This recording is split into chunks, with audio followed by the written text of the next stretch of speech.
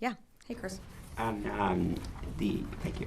On the on the forces the U.S. Sent to the Gulf in response to the Iranian actions that you yourself announced and said didn't want to put a timeline on, has the Pentagon seen a decrease in that Iranian threat? How are you going to judge when those forces can come back and when they need to stay? I mean, what's that look like in this bill? Well, I can't predict the future. So I will say that, as long as there remains a need for these forces to be in the region, they're going to stay there. They are there to deter any threats or unprofessional, unsafe from IRGC-backed groups, and I'll just have to leave it at that. When you say same forces, is it possible that these forces remain in the region? Is that force posture, or could we see rotational of similar assets if this becomes an ongoing?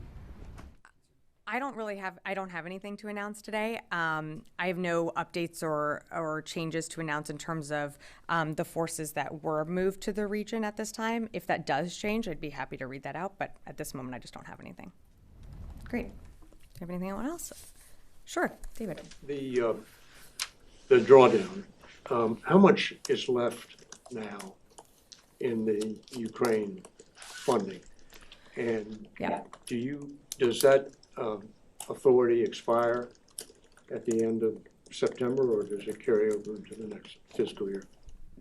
Good question. So in terms of how much is left, I would have to take that question and get back to you. I just don't have that on hand in terms of the funds that are left. You might remember that this was a recalculation done of previous PDAs. So because it was a recalculation, this would not expire at the end of the fiscal year. We're confident that we will have enough money to meet Ukraine's need through the fiscal year, but as you know, there's been a request for a supplemental, and we're hopeful that the Congress will approve a supplemental package for Ukraine. Put that answer out as a taken question. For how much is left? Yes, absolutely. Yep, Liz, and then I'll